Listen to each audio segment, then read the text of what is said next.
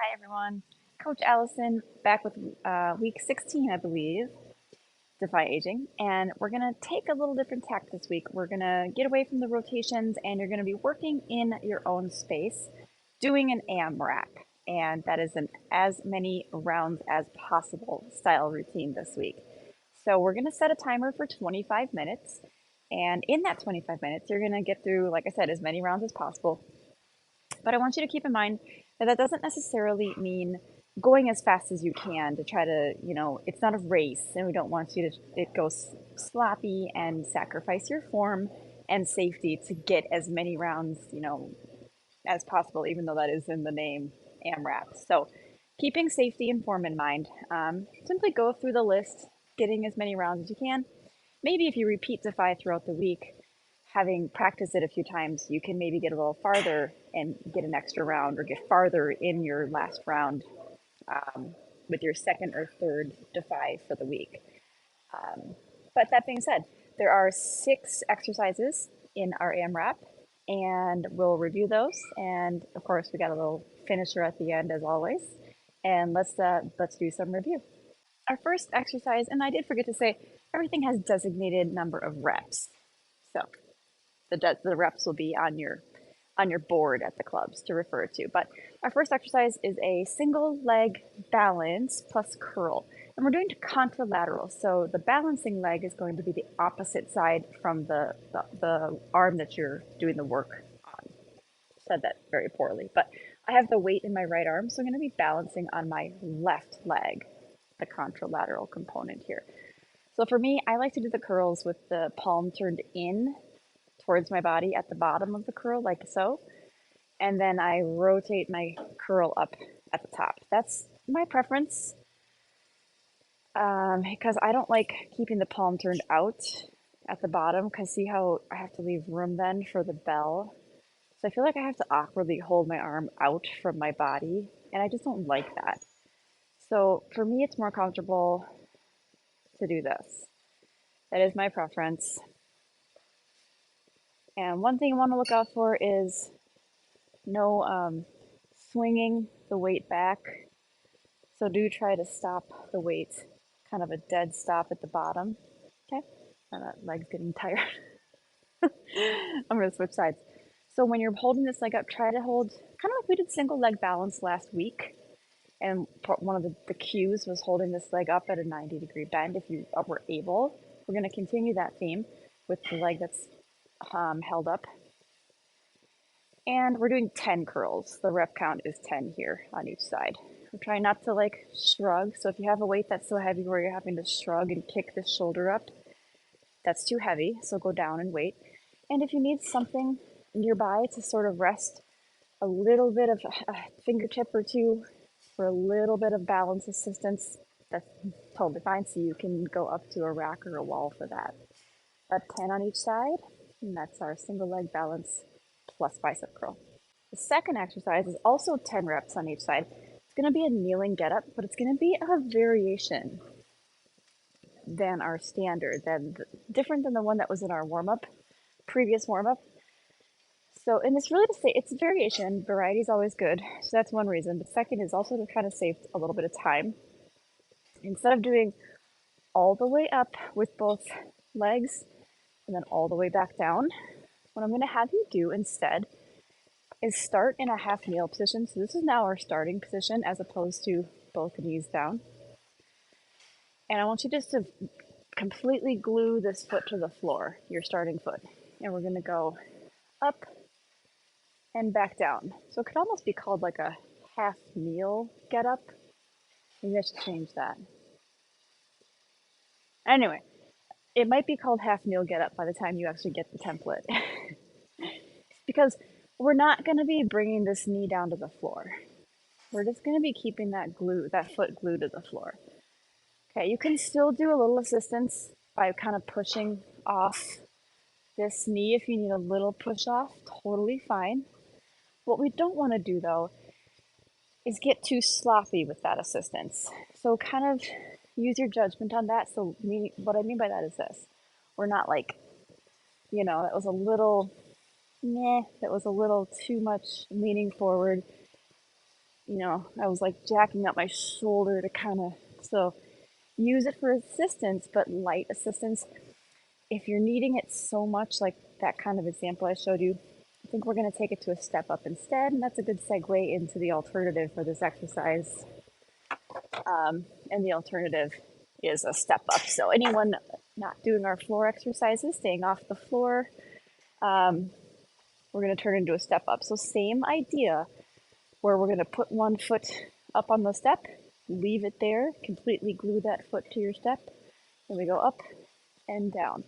Same thing we did last week, actually, with our contralateral step ups. You can definitely hold on to a kettlebell here for some added challenge for the weight. But if you were in Defy last week, you'll be repeating that same exercise we had last week. That'll be the alternative for anyone not getting onto the floor for our floor stuff. So yeah, I think I will rename that to half kneel get up. I like that better. It's a little more accurate because we are going to be just leaving this foot glued to the floor and only going down to a half kneel position. Had an epiphany. Okay, but that is the exercise 2. Exercise 3, everybody's favorite. No, it's not burpees. I know that's everyone's top favorite. So the next favorite is push-ups, right? Okay. I think we all know the variations of push-ups. You can definitely do, traditional, I'd say the hardest. Well, there's ways to make push-ups harder, but we won't get there. We won't go there. You can definitely do full push-ups on the floor. Fine. If you're doing knee push-ups, drop those knees, obviously. But if you're doing a knee push-up on the floor, we want to look out. We want this diagonal body position. Okay. What we don't want to do is this, and then do I call it like a nosedive. Because that's not a push-up. Yeah. So make sure your hips are sunken down. You're in this diagonal, and watch my hips. They lower towards the floor too, with my torso, as opposed to this is now my hips are staying up, and this is just my face coming towards the floor. So I always want to make that very clear with push-ups. It's totally fine to do push-ups on the knees. There is nothing wrong with that. That is a full put. That is a true push-up. Nothing wrong with knee push-ups, but you have to allow the hips to go down too. It's actually a matter of shoulder safety too if we don't allow those hips to go down with the body. So if that's not working for you, we're going to take those push-ups onto an incline. And I actually love these boxes. I think most of the gyms have a different brand, but that because you can take this into different heights. Like I have it up on the tall end, so this makes it a higher push-up. So this is actually great. Same thing with this though. Notice how I'm bringing my chest towards the box, not my face. So because this isn't a push-up. This is my. So you have to bring your chest towards whatever surface you're doing. If you want to make it a little lower, make it a little bit harder, you can flip it onto its wider end. That's why I like those regular benches, like that you would lie on to do chest presses. They're a little low. I think for anyone needing a modified push-up, they might be just too low. If you need a modified push-up only for the reason that you have maybe a knee or foot or ankle issue that doesn't allow you to get to the floor, then the benches might be appropriate. But if you're needing a modified version because our strength maybe isn't there yet to do a floor push-up, the benches might still be too low because they're pretty darn low. It's almost like doing a floor push-up. So that's where something like this that's higher is going to come in handy. Or even like the racks are great. Just kind of watch your head on the higher part of the rack. Or just the wall. Walls are great. Step your feet back. And you're just going to kind of bring that forehead right towards the wall. And that is a perfectly fine push-up. It's still getting those chest muscles and those shoulders. So many varieties for push-ups. And they're all perfect. They're all great. They're all beneficial, functional. 10 push-ups. Okay, we're bumping the reps up now. The reps are now 15 for the last few things in our list. Kettlebell sumo squats. Haven't done these for a while. They're pretty standard. Haven't done them for a while. So you step your feet really wide, turn your toes out just a little bit. Kettlebell is hanging straight down. And we go into our sumo squat. Notice how my knees are tracking outward. You want those knees to end kind of right over your ankles. By that I mean they're just not caving forward and inward like that. A little bit of forward lean on a sumo squat. Ugh, here. Um, sorry, earbud. So little forward lean is good, is what we want. We don't want to try to stay perfectly upright. That's not going to put a good angle on your hip and your knee.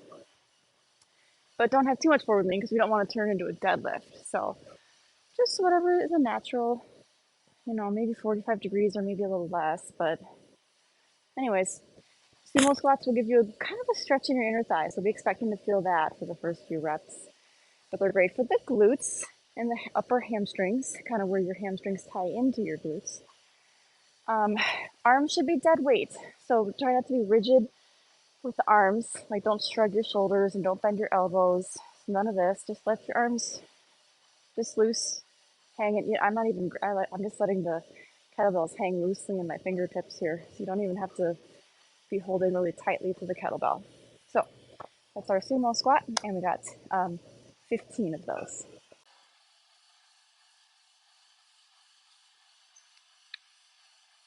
Next station, or not station, exercise, quadruped single arm reverse fly. We had this maybe quite a few weeks ago, relatively recently. So you're in a quadruped position to start. We're going to be lifting one hand up, so it turns into more of a tripod, I guess. But anyways, very lightweight. So I put in the template for the coaches only 3 to 8 pounds. I don't think even our strongest participants should be going over 8 pounds on this because we're working a very weaker area in our rear delts, very isolated, weak area for everybody. That's just the area this is targeting. I'm using a 3-pounder personally. So you keep a nice flat back, okay? And you keep a neutral neck, even when we're doing the movement. So you're not going to be looking to the side when you do this. And we're going to keep a soft bend in the elbow and simply raise that weight out to the side. See how I'm keeping my elbow at that slight bend? So I'm not locking the arm in straight. Please don't do that with a straight arm. That's going to not feel good on your elbow, and then that actually kind of transfers up and doesn't feel good on your shoulder. So soft bend in your elbow. Now, if your weight's too heavy, a lot of things are going to happen that are bad. Your body's going to need to try to compensate by doing some bad things. And those things might be needing to thrust. First of all, like this weight was too light, so the arm probably wouldn't go that high. But if I was using like an 8-pounder, which would be too heavy for me, I would need to thrust my arm. I would probably need to like sacrifice the form on this arm and like dip this arm down just to get this weight up. I would need to probably like turn my body. See how now I'm turning my chest? I would need to turn my body. I'd probably have to turn my head because when you turn your head, that kind of gives you a little momentum, believe it or not. I'd have to do all that sloppy stuff. We don't want to do any of that. So those are all indicators that your weight, you have to check your ego a little bit on this one. It's an ego checker. And just grab a lighter weight. Keep your neck neutral, so that means you're just continuing to look at the floor. And yeah, turn to the front if that gives you kind of a good view of the arm. I'm not sure if that helps at all. So again, things I'm not doing.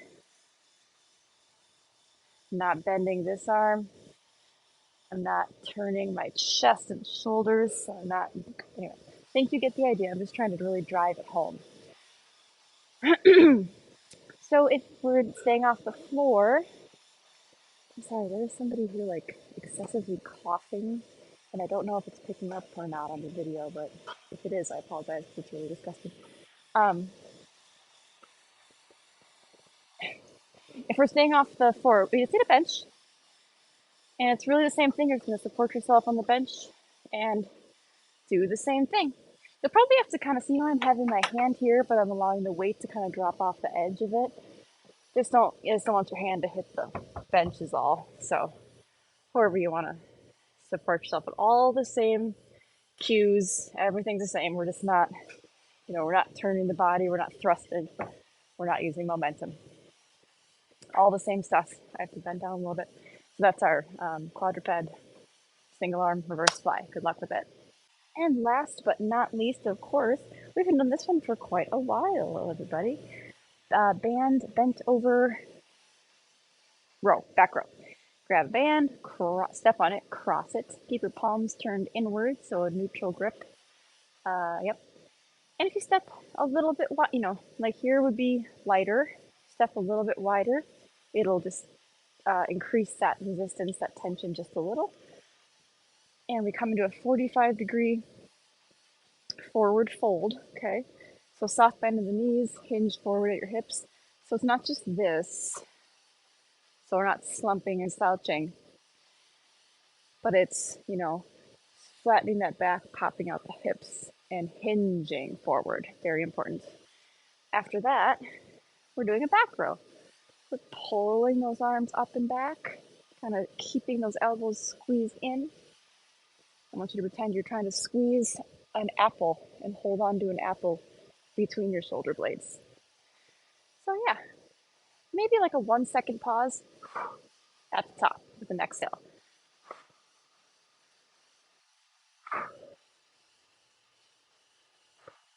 And that little pause at the top just, first of all, it slows your movement down so it doesn't become sloppy, so it doesn't just accidentally become this.